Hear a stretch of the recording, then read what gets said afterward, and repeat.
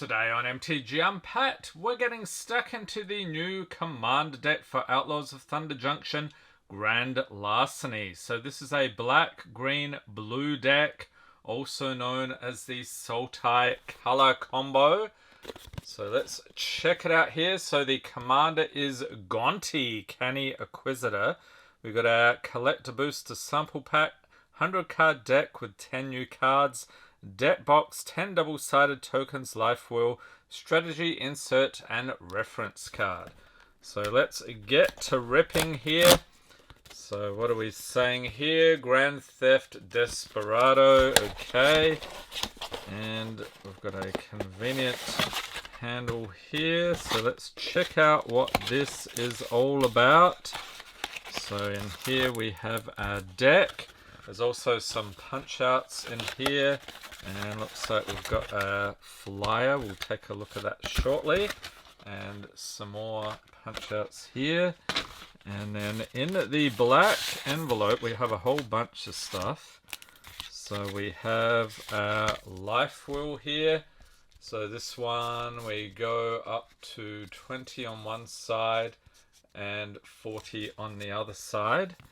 Pretty standard. And here is the Gonti deck box.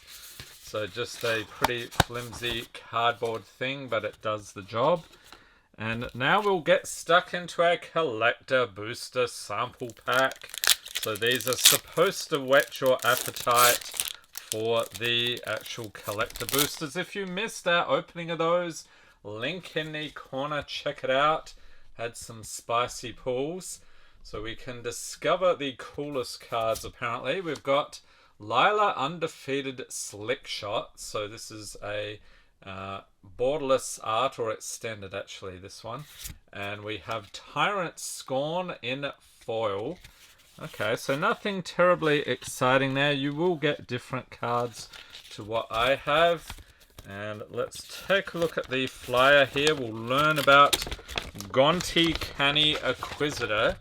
So we've got some lore about Gonti. So he was around, I think it was Kaladesh and Aether Revolt. So there's Gonti. He is back on Thunder Junction here. Grand Larceny, so playing the deck, basically stealing your opponent's cards. And here's the commander rules. Okay, so this one should be a fun mechanic. This deck is going for about 41 bucks on TCG Player right about now. So a little bit pricier than they normally are. Okay, so let's get into the deck itself here. You'll also notice the thick display commander. They are no longer doing that. You just get the regular foils here. So let's check out the deck. So I like how they have the nice borderless art here. We've got a foil Gonti Canny Acquisitor. Legendary creature, Aetherborn Rogue. So here's a 5/5 for 2 black, green, and blue. Spells you cast but don't own cost 1 less to cast. Whenever one or more creatures you control deal combat damage to a player, look at the top card of that player's library, then exile it face down. You may play that card for as long as it remains exiled, and mana of any type can be spent to cast that spell. Alright, so here's a mythic.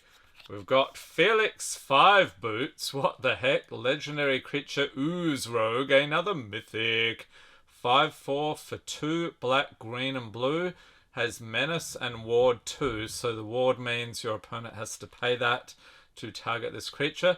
If a creature you control dealing combat damage to a player causes a triggered ability of a permanent you control to trigger, that ability triggers an additional time. So that's always fun.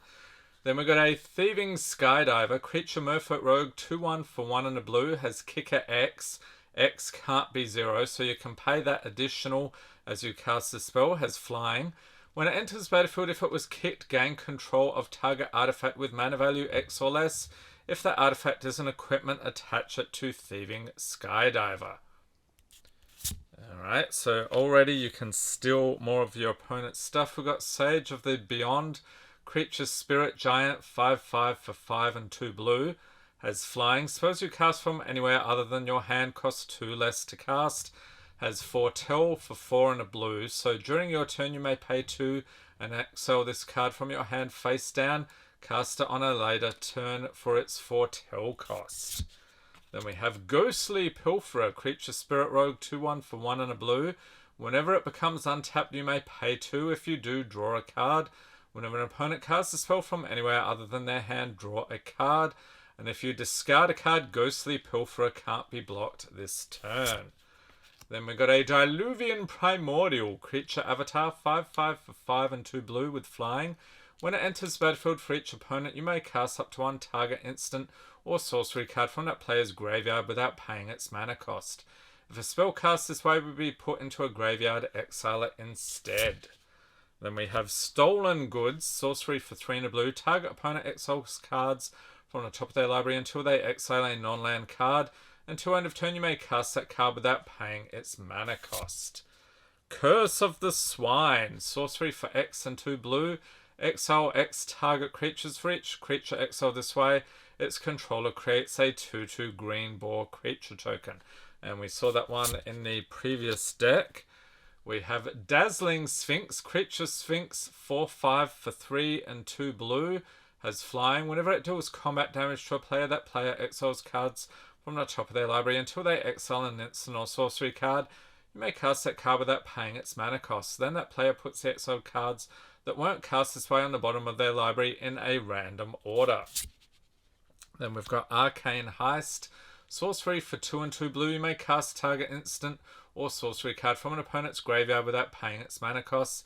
If that spell would be put into their graveyard, exile it instead. And it has Cipher. So then you may exile this spell card encoded on a creature you control. Whenever that creature deals combat damage to a player, its controller may cast a copy of the encoded card without paying its mana cost. Then we have a Smirking Spelljacker, creature Jin Wizard Rogue, 3/3 for 4 and a blue with flash and flying.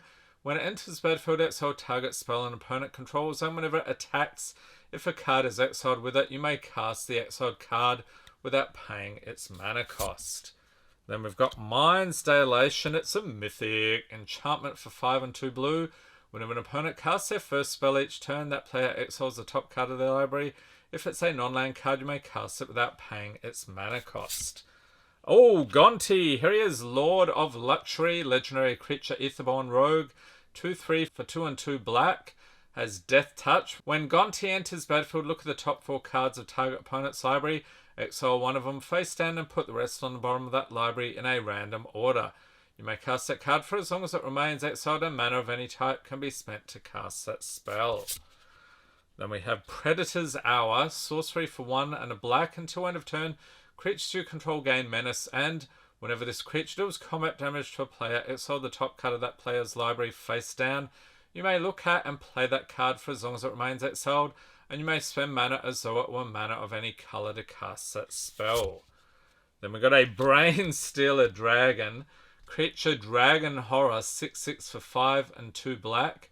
With flying. At the beginning of your end, step outside the top card of each opponent's library. You may play those cards for as long as they remain exiled, and if you cast a spell this way, you may spend mana as though it were mana of any colour to cast it.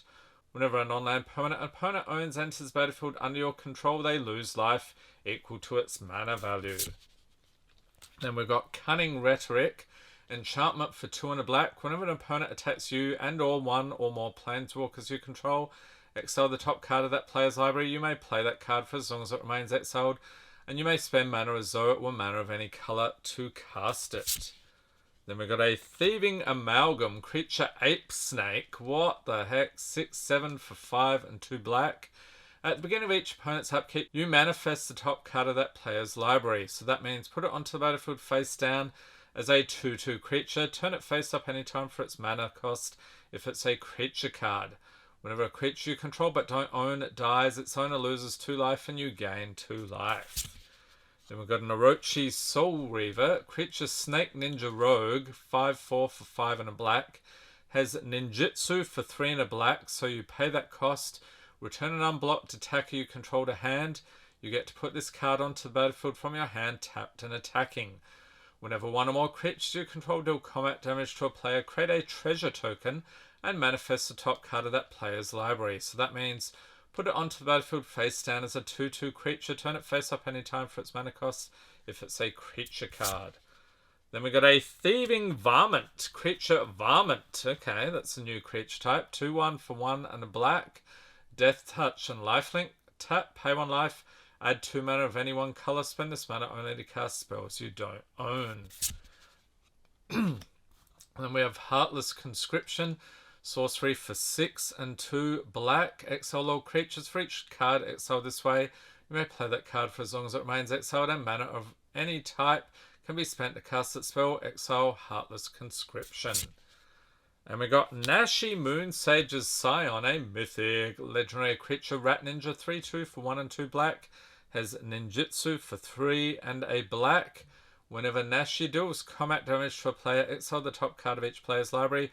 Until end of turn, you may play one of those cards, and if you cast a spell this way, pay life equal to its mana value rather than paying its mana cost. Then we have Baleful Mastery instant for 3 and a black. You may pay 1 and a black rather than pay this spell's mana cost. And if the 1 and a black cost was paid, an opponent draws a card, exile target creature or planeswalker. Then we got an Oran Frostfang, Snow Creature Snake, 2/6 for 3 and 2 green. Attacking creatures you control have Death Touch. Whenever a creature you control deals combat damage to a player, draw a card. Then we got a Savage Trader, creature human citizen, 3/3 for 3 and a green. When Savage Trader enters battlefield, exile target permanent card from your graveyard. You may play that card for as long as it remains exiled, and spells you cast from anywhere other than your hand cost 1 less to cast. Okay, digging into more of the deck here. We got a Tower Winder, creature snake, 1/1 for 1 and a green with reach and death touch. When it enters battlefield, search your library and or graveyard for a card named Command Tower. Reveal it and put it into your hand. If you search your library this way, shuffle. Then we got a mythic Kazur Ruthless Stalker, legendary creature human warrior, 3/3 for 3 and a green. Partners with Akima Stalking Shadow. So when this creature enters battlefield, target player may put Akima into their hand from their library, then shuffle. Whenever a creature you control deals combat damage to a player, put a +1/+1 counter on that creature. And I'm guessing we might have Akima in the deck here somewhere. We've got a Silent Blade Oni, creature Demon Ninja, 6/5 for 3, 2 blue and 2 black. Has ninjutsu for 4 blue and black. Whenever Silent Blade Oni deals combat damage to a player, look at that player's hand. You may cast a spell from among those cards without paying its mana cost. Then we got a Hostage Taker, creature human pirate, 2/3 for 2 blue and black. When Hostage Taker enters battlefield, exile another target creature or artifact until Hostage Taker leaves the battlefield. You may cast that card for as long as it remains exiled. A mana of any type can be spent to cast that spell. Then we've got Edric, Spymaster of Trest, legendary creature elf rogue, 2/2 for 1 green and blue. Whenever a creature deals combat damage to one of your opponents, its controller may draw a card. Then we've got a Fallen Shinobi, creature zombie ninja, 5/4 for 3 blue and black. Has ninjutsu for 2 blue and black, and whenever it deals combat damage to a player, that player exiles the top 2 cards of the library. Until end of turn, you may play those cards without paying their mana costs. Then we've got a Cold-Eyed Selkie, creature merfolk rogue, 1/1 for 1, and a combo there of either 2 green or blue. We've got Island Walk. This creature can't be blocked as long as defending player controls an island. Whenever Cold-Eyed Selkie deals combat damage to a player, you may draw that many cards. Then we got Siphon Insight, instant for blue and black. Look at the top 2 cards of target opponent's library. Exile one of them face down and put the other on the bottom of that library. You may play the exiled card for as long as it remains exiled, and you may spend mana result or mana of any color to cast that spell. Has flashback for 1 blue and black. Then we've got Extract Brain, sorcery for X, blue and black. Target opponent chooses X cards from their hand. Look at those cards. You may cast a spell from among them without paying its mana cost. Shadow Mage Infiltrator, creature human wizard, 1/3 for 1 blue and black. Has fear. This creature can't be blocked except by artifact creatures and or black creatures. Whenever Shadow Mage Infiltrator deals combat damage to a player, you may draw a card. Then we have a Baleful Strix, artifact creature bird, 1/1 for blue and black. Has flying and death touch. When Baleful Strix enters battlefield, draw a card. Then we've got Culling Ritual, sorcery for 2 black and green. Destroy each non-land permanent with mana value 2 or less. Add black or green for each permanent destroyed this way. Thief of Sanity, creature spectre, 2/2 for 1 blue and black. Has flying. Whenever it deals combat damage to a player, look at the top 3 cards of that player's library, exile one of them face down, and put the rest into their graveyard. You may cast that card for as long as it remains exiled, and mana of any type can be spent to cast that spell. Villainous Wealth, sorcery for X, black, green, and blue. Target opponent exiles the top X cards of their library. You may cast any number of spells with mana value X or less from among them without paying their mana costs. The Mimeoplasm, legendary creature ooze, 0/0 for 2 black, green, and blue. As it enters battlefield, you may exile 2 creature cards from graveyards. If you do, it enters battlefield as a copy of one of those cards with a number of additional +1/+1 counters on it equal to the power of the other card.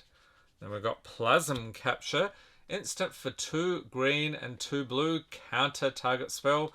At the beginning of your next pre-combat main phase, add X mana in any combination of colours where X is that spell's mana value. Oh, here he is. Akima Stalking Shadow, legendary creature Whale Wolf, 2/2 for 1 blue and black. Partners with Kazur Ruthless Stalker, so we saw that guy earlier. Akima Stalking Shadow can't be blocked, and when Akima leaves the battlefield, it deals X damage to target player, and you gain X life where X is its power. Then we got a Blade Griff prototype, artifact creature Griffin, 3/2 for 5, has flying. Whenever it deals combat damage to a player, destroy target non-land permanent of that player's choice that one of your opponents controls. Chaos Wand, artifact for 3, for 4, tap target opponent exiles cards from the top of their library until they exile an instant or sorcery card. You may cast that card without paying its mana cost, then put the exiled cards that weren't cast this way in the bottom of that library in a random order. Then we have Dream Thief's Bandana, artifact equipment for 2. Whenever equipped creature deals combat damage to a player, look at the top card of their library, then exile it face down. For as long as it remains exiled, you may play it. A mana of any type can be spent to cast that spell, equip for 1. And we have an Oblivion Sower, mythic creature Eldrazi, 5/8 for 6. When you cast a spell, target opponent exiles the top 4 cards of their library. Then you may put any number of land cards that player owns from exile onto the battlefield under your control. Then we have an Overflowing Basin, land for 1, tap, add green and blue. Drowned Catacomb enters battlefield, tapped unless you control an island or swamp. Tap for blue or black. Temple of Deceit enters tapped. When it enters battlefield, scry 1, tap for blue or black. Temple of Malady enters battlefield, tapped. When it enters battlefield, scry 1, tap for black or green. And Darkwater Catacombs, for 1, tap, add blue and black. Fetid Pools, tap for blue or black, enters battlefield, tap, cycle it for 2. And Yavimaya Coast, tap for colorless, or tap, add green or blue, and it deals 1 damage to you. We've got a Viridescent Bog, for 1, tap, add black and green. And Exotic Orchard, tap to add 1 mana of any color that a land an opponent controls could produce. Underground River, tap for colorless, or tap to add blue or black, and it deals 1 damage to you. Woodland Cemetery, enters battlefield tapped unless you control a swamp or forest, tap for black or green.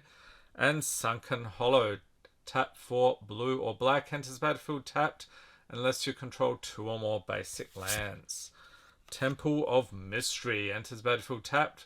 When it enters battlefield, scry 1, tap for green or blue. And Hinterland Harbour, enters battlefield tapped unless you control a forest or an island, tap for green or blue. And Dark Slick Shores, enters tapped unless you control 2 or fewer other lands, tap for blue or black. Flooded Grove, it's a land, tap for colorless, and for either green or blue you get to tap, add 2 green, green and blue, or 2 blue.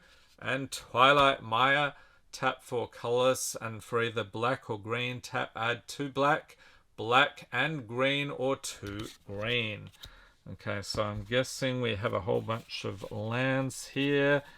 Let's dig in to the rest of the deck. So we have Llanowar Wastes, tap 4 colorless, tap to add black or green, and it deals 1 damage to you. Slitherblade, creature Naga Rogue, 1/2 for blue, it can't be blocked. And Whirler Rogue, creature Human Rogue, Artificer, 2/2 for 2 and 2 blue. When it enters battlefield, create 2 1/1 colors, swap to artifact creature tokens with flying, and if you tap 2 untapped artifacts you control, target creature can't be blocked this turn. Then we have Triton Shore Stalker, creature Merfolk Rogue, 1/1 for a blue, it can't be blocked. And Feed the Swarm, sorcery for 1 and a black, destroy target creature or enchantment an opponent controls, you lose life equal to that permanent's mana value. Silhana Ledgewalker, creature Elf Rogue, 1/1 for 1 and a green, has hexproof, so this creature can't be the target of spells or abilities your opponents control, and it can't be blocked except by creatures with flying. Rampant Growth, sorcery for 1 and a green, search your library for a basic land card, put it onto the battlefield tapped, then shuffle. And Void Attendant, creature Eldrazi Processor, 2/3 for 2 and a green, has Devoid, so this card has no color. For 1 and a green, put a card an opponent owns from exile into that player's graveyard, create a 1/1 colorless Eldrazi Scion creature token, it has sacrifice this creature, add colorless. Then we have Kadama's Reach, sorcery arcane for 2 and a green, search your library for up to 2 basic land cards, reveal them, put one onto the battlefield tapped and the other into your hand, then shuffle. 3 visits, nice reprint here, sorcery for 1 and a green, search your library for a forest card, put it onto the battlefield, then shuffle. Putrefy, instant for 1 black and green, destroy a target artifact or creature, it can't be regenerated. And Trigon Predator, creature beast, 2/3 for 1 green and blue with flying. Whenever it deals combat damage to a player, you may destroy a target artifact or enchantment that player controls. We got Doc Orlok, Grizzled Genius, legendary creature bear druid, 2/3 for green and blue. Spells you cast from your graveyard or from exile cost 2 less to cast.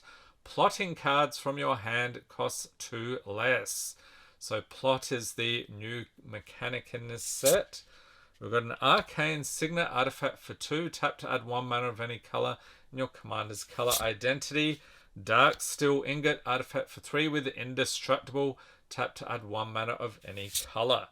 Filwar Stone artifact for 2, tap to add 1 mana of any color that a land an opponent controls could produce. And Prismatic Lands artifact for 2, tap for colorless for 1 tap, add 1 mana of any color. And it's the ever popular Soul Ring artifact for 1, tap for 2 colorless in pretty much every commander deck these days. Reliquary Tower, it's a land, you have no maximum hand size, tap for colorless. Command Tower, tap to add 1 mana of any color in your commander's color identity. Access Tunnel, another land, tap for colorless for 3 tap. Target creature with power 3 or less can't be blocked this turn. And Demir Aqueduct, enters battlefield tapped. When it enters battlefield, return a land you control to its owner's hand. Tap for blue and black. Opulent Palace, enters battlefield tapped. Tap for black, green, or blue. And then we have the basic lands. So islands, we have 5 of those. Swamps, 6 of those. And forests, just 4 of those. Okay. And now we'll take a look at the tokens. So we have a 1/1 Flying Thopter. And on the other side, Manifest, 2/2. So you can use this as like a helpful card for that mechanic. Another Thopter and Treasure token on the other side. We've got a 2/2 Boar with Manifest. Another 2/2 Boar with Treasure. 2/2 Boar and Treasure, yep. Eldrazi Scion, 1/1, sack this artifact, add colorless. And on the other side, Manifest, okay. Eldrazi Scion and Treasure. And a fun new thing in these decks, we got this bounty mechanic. So Bounty the Outsider. At the beginning of your end step, if you cast a spell from anywhere other than your hand this turn, collect your reward. And if you're wondering what the Bounty mechanic is all about, so you've got the Bounty deck, and obviously you're going to need another deck here to fully use this mechanic. And we have different levels of rewards there depending on which level. So that's pretty cool. We got Bounty, Goratash, and Silas. At the beginning of your end step, if all opponents were dealt combat damage this turn, collect your reward. And again, the tips on the other side there. Bounty, Frankie the Fang. What the heck? At the beginning of your end step, if the player with the most life or tied for the most life as the turn began was dealt combat damage this turn, collect your reward. And again, Wanted on the other side. And parts of the turn, popular Magic formats. Okay, so this deck looks decent. All about stealing your opponent's stuff and casting it yourself or putting it under your control. So looks like a lot of fun. Let me know in the comments what you think about this one. And stay tuned, we've got a few more of the Thunder Junction Commander decks to go. And I'll chuck a link in the corner to the complete Outlaws of Thunder Junction playlist. Hope everyone's staying safe and healthy out there. Thanks for watching and have a great day.